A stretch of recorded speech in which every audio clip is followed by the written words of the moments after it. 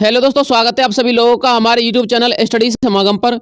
साथियों, आखिरकार वर्तमान भजनलाल सरकार के मंत्रिमंडल का गठन हो चुका है और मंत्रिमंडल के गठन हो जाने के बाद हमारे मुख्यमंत्री महोदय के सिर से एक बहुत बड़ी समस्या का भी निराकरण हो चुका है। दोस्तों, मंत्रिमंडल के अंतर्गत कितने मंत्री थे, कौन कौन से मंत्रियों ने शपथ ली थी और अब टोटल कितने मंत्री हैं, संपूर्ण डिटेल यदि आपको समझना है तो मैंने आपके लिए ये आर्टिकल लिख रखा है। आप लोग इस आर्टिकल को पढ़ लीजिएगा, वीडियो को पॉज करके भी आप लोग इस आर्टिकल को पढ़ सकते हो। लेकिन साथियों, मेरे इस वीडियो का आज का विषय ये नहीं है कि क्या मंत्रीगण थे, कौन कौन से मंत्रिमंडल थे। साथियों, मेरे वीडियो का विषय है कि आप लोगों के लिए जो हमारे मुख्यमंत्री महोदय ने मंत्रिमंडल बनने के बाद जो वायदे किए थे और जो बड़े ऐलान किए थे, अब उनको लागू करने जा रहे हैं। और उनके अंतर्गत साथियों, सबसे पहले नंबर पर जो हमारा वायदा आता है वो आता है फ्री बिल योजना का वायदा। साथियों, मैं आपको पहले ही बता दे रहा हूँ, आपको वीडियो को बिना स्किप किए देखना है, वीडियो को एंड नहीं करना है। आप ऐसा मत करना कहीं वीडियो का टाइटल देख करके वीडियो को एंड कर दो, क्योंकि साथियों ये वीडियो आप लोग के लिए बेहद फायदेमंद सिद्ध होने वाला है। मैं आपको इसमें कुछ ऐसी योजना के विषय में बताने वाला हूं जिनका फायदा साथियों आप लोग आने वाले समय में बखूबी उठा सको। दोस्तों, इसके अंतर्गत जो सबसे पहले मैं योजना लेके आया था वो यही है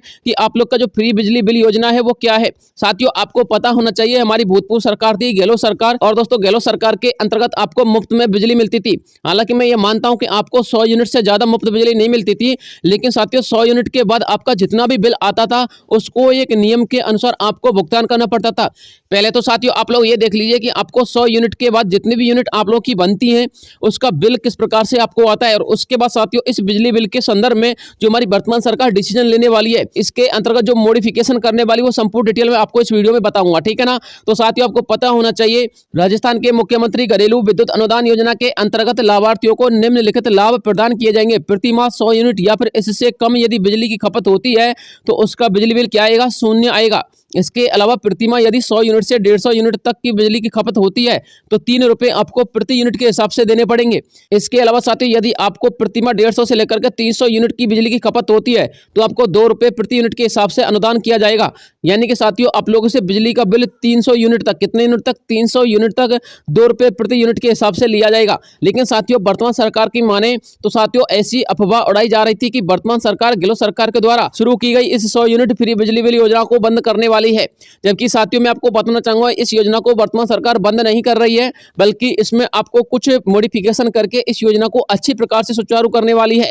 एक बात और है दोस्तों, आपको इस योजना का नाम बदलने को मिल सकता है। साथ में दोस्तों आपको 100 यूनिट के बाद जब आपकी 300 यूनिट तक हो जाती है, यानी कि 300 यूनिट के आसपास जब आपको 2 रुपए प्रति यूनिट के हिसाब से देना पड़ता है ना, अब साथियों आपको ये 300 यूनिट, कितने यूनिट, 300 यूनिट तक फ्री में बिजली बिल मिलेगा। क्योंकि दोस्तों आपको पता होना चाहिए भाजपा सरकार की कई ऐसे स्टेट है जिनमें दोस्तों भाजपा सरकार है और भाजपा सरकार होने के बाद 300 यूनिट तक का फ्री बिजली बिल उनको दे दिया जाता है। यानी कि दोस्तों आप लोग के द्वारा 300 यूनिट बिजली उपयोग करने के बाद भी बिल कितना आएगा, बिल आएगा शून्य। तो दोस्तों आपको यह योजना देखने को मिलेगी। हालांकि साथियों ये योजना 25 जनवरी तक ही लागू हो पाएगी, क्योंकि 1 जनवरी से साथियों महिलाओं के संदर्भ में बहुत सारी योजना लागू होने वाली है और उनको लागू करना बेहद जरूरी है। क्योंकि हमारी वर्तमान सरकार ने यह कहा है कि सबसे पहला जो हमारा कर्तव्य है और जो दायित्व है वो महिलाओं की सुरक्षा करना और महिलाओं की आर्थिक स्थिति को मजबूत करना है। इसलिए साथियों कम से कम 5 से लेकर के 10 योजना, कितनी से कम 5 से लेकर के 10 योजना 1 जनवरी को लागू होने वाली है, जिनमें 4 से लेकर के दोस्तों 7 योजनाएं महिलाओं के हित में लागू की जाएंगी। इसके अलावा साथियों भजनलाल शर्मा जी की जो दूसरी घोषणा है वो कौन सी घोषणा है वो देख लीजिए। उसने साथियों दूसरी घोषणा में ये बोला है कि बीपीएल में नए नाम जोड़े जाएंगे। आप लोग को पता होना चाहिए दोस्तों, प्रदेश के अंतर्गत बहुत सारे ऐसे गरीब परिवार हैं जो वाकई में गरीब है, लेकिन दोस्तों उनको एपीएल में कर रखा है। यदि अब आप लोग बीपीएल में अपना नाम चढ़वाना चाहते हो तो साथियों आप लोग बीपीएल में अपना नाम चढ़वा सकते हो। इसके लिए साथियों मैंने एक प्रोसीजर यहाँ पर लिख दिया, इसको पढ़ लीजिएगा। यदि आप इसको नहीं पढ़ना चाहते तो मैं आपको इसकी संपूर्ण डिटेल बता देता हूं। इसमें साथियों ये लिखा हुआ है कि या तो आप लोग अपने जिले के किसी नोडल अधिकारी के पास जाकर के, किसके पास, नोडल ऑफिसर के पास जाकर के अपना नाम बीपीएल में जुड़वा सकते हो, या फिर साथियों किसी जन कल्याणकारी अधिकारी के पास जा सकते हो।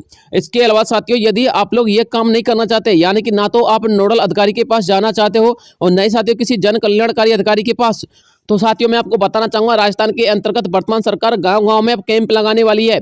और साथियों कैंप के जरिए आप लोगों का जो कार्ड है ना वो एपीएल से बीपीएल में हो जाएगा, यानी कि अब आप लोगों की जनगणना बीपीएल में होने लग जाएगी। इसलिए साथियों आप लोग तत्पर रहिएगा, जिस दिन आप लोग के गाँव में कैंप लगे तो आपको तैयार रहना है। साथियों ये कैंप गाँव में 1 से लेकर के 3 दिन तक चलेंगे, यानी कि 1 से लेकर के 3 दिन तक आप अपना नाम जो है बीपीएल में करवा सकते हो। इसके अलावा साथियों प्रदेश के अंतर्गत भजनलाल शर्मा जी की तीसरी सबसे बड़ी योजना कह सकते हैं या फिर उनकी घोषणा कह सकते हैं।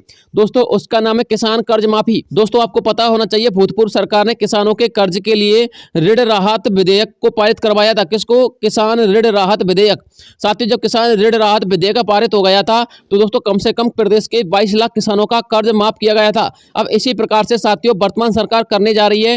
दोस्तों किसान ऋण राहत आयोग के गठन के बाद बैंक या फिर कोई भी वित्तीय संस्थान किसी भी कारण से फसल बर्बाद होने की स्थिति में ऋण वसूली के लिए दबाव नहीं बना सकेंगे। किसान की फसल खराब होने की स्थिति में कर्ज माफी को लेकर के किसान अपने इस आयोग में जा सकता है और आवेदन कर सकता है।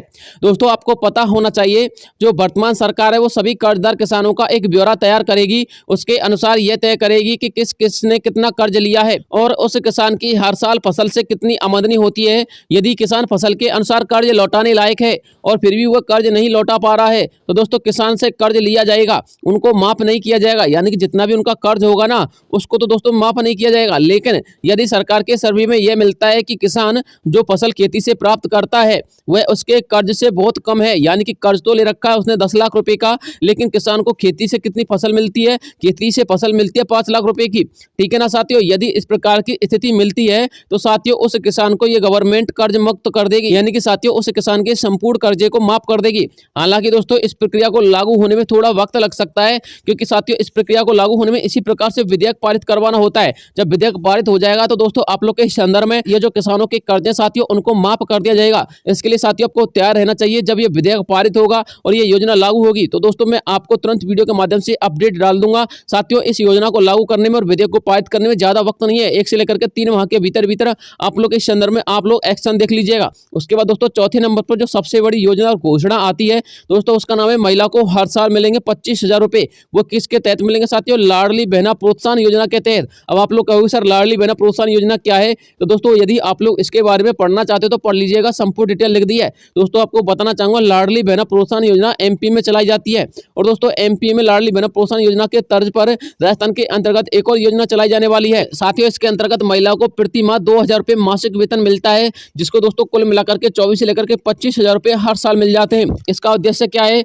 इसका उद्देश्य महिलाओं की आर्थिक स्थिति को मजबूत करना और दोस्तों उनको अपने पैरों पे खड़ा करना। इसके अलावा साथियों जो 5वीं सबसे नंबर की और अहम योजना आती है उसका नाम है पीएम किसान सम्मान निधि योजना। दोस्तों इसके अंतर्गत राजस्थान के किसान भाइयों को लगभग 6,000 रुपए सालाना मिलता था, जिसमें साथियों उनकी पहली किस्त आती थी 1,000 रुपए की। लेकिन साथियों अब किसान सम्मान निधि योजना की पहली किस्त आ चुकी है और दोस्तों अब आपको इसमें 12,000 रुपए सालाना मिलेगा। तो जिन किसी कैंडिडेट की पहली किस्त नहीं आई है और साथियों अब उनकी जो पहली किस्त आएगी ना वो 2,000 रुपए के आसपास आएगी। इसलिए साथियों आपको सचेत रहना है और यदि आप लोग की पहली किस्त नहीं आई है और आप लोग इस योजना का लाभ भी नहीं उठा पा रहे और आप लोगों ने अभी तक आवेदन भी नहीं किया है तो दोस्तों आप लोग आवेदन कर लीजिएगा। यदि साथियों आपको कोई समस्या आती है तो आप लोग टोल फ्री नंबर पर कॉन्टेक्ट कर सकते हो। ये पीएम किसान टोल फ्री नंबर, पीएम किसान हेल्पलाइन नंबर है, पीएम किसान लैंडलाइन नंबर है। यानी कि साथियों आप लोग इन नंबर्स पे कॉल करके अपनी समस्या का निराकरण कर सकते हो। यदि साथियों फिर भी ये नंबर पे आपको रिप्लाई नहीं आता है तो आप लोग इस ईमेल आईडी पर भी ईमेल कर सकते हो। दोस्तों इस पे आपको 24 आवर्स के अंतर्गत रिप्लाई आ जाएगा। उसके बाद दोस्तों आप लोग पूछ सकते हो कि आपको अभी तक पैसा क्यों नहीं आया है